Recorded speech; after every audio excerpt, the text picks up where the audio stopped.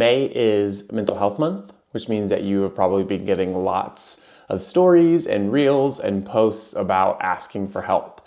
Normalizing asking for help is a big part of destigmatizing, which means making mental health not as scary or bad as people might think it is.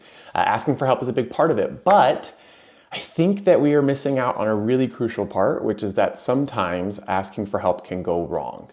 What do we do when we ask for help and somebody says no?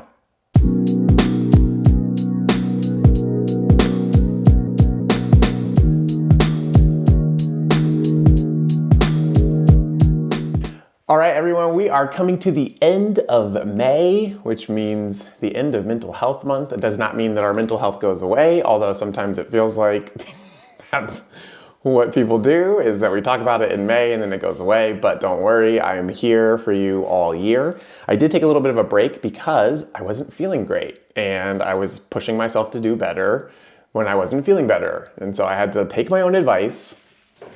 Donovan. I had to listen to myself, take some time, get better, come back, be able to jump back into this work with you. So I'm feeling a lot better, but it actually stemmed from the fact that I asked for help. So in Mental Health Month, people love to say things like, it's okay to ask for help, which is true. Yes, it is. But as we've explored in these videos, asking for help is not just a simple, easy thing to do. There's a lot of things that we need to think about, a lot of ways that we can get better at it, things to talk about. And today I'm going to talk about the toughest thing, which is what do we do when we ask for help and someone says no? It's a fun one. You can't see, but I just literally picked my finger to the point of bleeding because it's not a fun topic to talk about. I'll tell you a very quick story because this is pretty fresh and I don't want to talk about this to talk trash about this other person. I want to focus on the process. So this is not about the person, but basically I was in a really rough place. I got really good at hiding it. And then I got to the place where I really needed support. So I went to therapy. I talked to my therapist about how I was feeling. I was feeling a lot of hopelessness. I was feeling a lot of anger, things that I didn't know what to do with. And so she encouraged me to talk to my friends because since I travel all the time, my friends don't know if something is going on because I'm not here. So I have to tell them. And I had a hard time being really honest with my friends. So there's some things I felt comfortable, but really sharing this made me feel ashamed of myself. So I had to watch my videos to listen to why that happens. But I decided to ask someone who had asked me for help multiple times.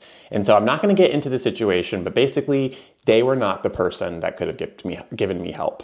That's the takeaway. That's what I'm going to say about that. I asked for help. They were not able to give it to me for whatever reason. And what I did was I got really upset. I left. All this energy was coming up. And then I thought about who is someone else I can go to who I know is going to listen. And I knew the person. I'm going to say her name. Her name's Diana because she was there ready to listen. I got to her house. She had food laid out. She was like, sit down. And she made me feel because I felt bad asking for help. She told me that she was in a good place in her life and that she had space for me. And she gave me the space to talk about what I was going through. And that started a really big chain of events for me that have gotten me to getting the help I need right now. So thank you for her. But what's important about this story is that in that moment, I could have been really upset. And I was, don't get me wrong, I was frustrated with that person and that relationship ended up kind of falling through. I was frustrated, but instead of staying in that negative emotion or telling myself that this is what happens when you ask for help, right? Look what happens. You asked for help and you gotta see, nope, no details. I'm not gonna be gossipy. What I did was instead of staying in that rejected feeling, which is how I felt, I put it towards the next ask, which was Diana. And she made it very easy for me to talk about what I was going through and to ask for help and support. And so then, because she was a good practice partner, I then asked for help from more of my friends, just so they knew what was going on. The help was very specific, and I'm not going to share that because I think it's important that I have some boundaries between me and Dono friend. But I needed help and support from my community. And thankfully, because I did not take it too personally from that person, I took that energy and I redirected it to the next person. I was able to get the help and support that I needed. I want to jump right into what I think is the most important thing to know. If you ask someone in your life for help and they do not give it to you for whatever reason, which we'll get into in a second, if you don't get the help that you need, it does not mean that you stop asking for help. That's the first thing I gotta tell you, is if you ask once, even if it's like your mom or your best friend or a teacher that you trust, if you ask for help and they say no, it doesn't mean that you don't need help, and it doesn't mean that you stop asking for help. So one thing that's really helped me out with getting better at asking for help is not taking things personally. And that's tough. I mean, because sometimes it really does feel personal, even if they, especially if they say like a personal reason. When I say don't take things personally, I say that because there's a lot of reasons that people may not be willing to give us help, and they may not even be aware of it themselves. First reason might be that they don't have the capacity. So it could be that they don't have the capacity, which means that they don't have the time or the space or the resources in that moment, which is unfortunate, but it doesn't mean that you are not deserving of help. It could be that they may have their own beliefs around asking for help. So if you ask someone for help and they make you feel bad about asking, that doesn't mean that you should feel bad. That just means that that person has a tough time with understanding that asking for help is okay. And if they need some resources, if they need to go somewhere to learn about asking for help, smash that like button. Oh my God. I like lose 2 days off of my life every time I say that. All right, so I know I said to not take things personally, which is easier said than done, but this reason specifically is super important that you don't take it to heart, even though it may feel directly like they're taking a shot at you or trying to tell you, make you feel bad about yourself or tell you you shouldn't care about this thing. Please, please, please do not take it personal. The last thing that I will say is why people will sometimes refuse to give people help is because they don't think that the thing that the person is struggling with is something that needs help or is something that deserves to be talked about or isn't actually a problem. This happens all the time with adults and kids. Adults will say that this is not a problem, you shouldn't care about this thing, that's not what it's like in the real world. Ooh, by the way, you're in the real world, in case you didn't know. But that does not mean that it's not a valid problem. It just means that that person is not the person to give you the help, and that is unfortunate, but I'm gonna give you some ideas and tips of what to do if you run into that. But I know that it's tough. The people that you care about or the people that care about you should be the people that help you.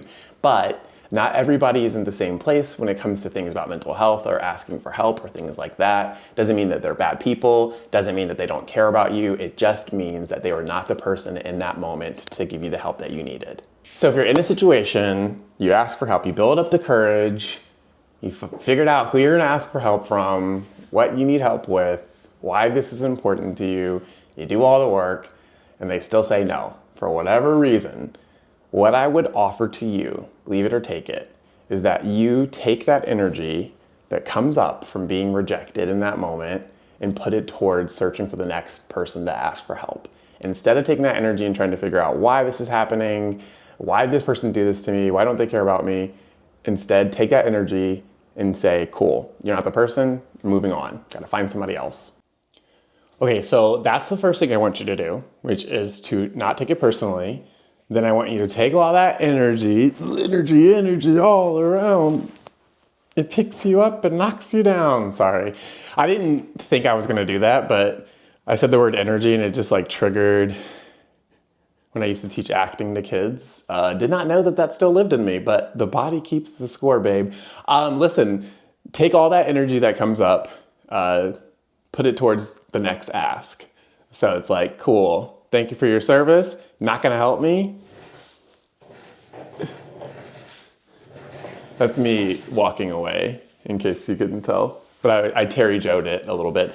The last piece that I want you to do is to celebrate the fact that you asked. Asking for help is a skill. I cannot say that enough because you might think that you're bad at it, but it's because you're not practiced in it. You can get better at asking for help through practice, time, and effort. But just like every other skill, every time you do it, it's not gonna be perfect. Every time you do it, it's not like the sky is gonna open up and this bright light is gonna shine and the universe is gonna be like, we've been waiting for you, babe. We've been waiting for you to ask for help. It just might be like, no, I can't help you. And that's unfortunate, but it does not mean that you give up. It says never give up if you can't read backwards. It doesn't mean that you give up, and it doesn't mean that you're not worthy of asking for help. Wait, it doesn't mean that you're not worthy of getting help. Yes. It does not mean that you're not capable of asking for help. There it is. It is difficult, but it is worth it because you are worth it. You can't always control the outcome, but you can control the effort.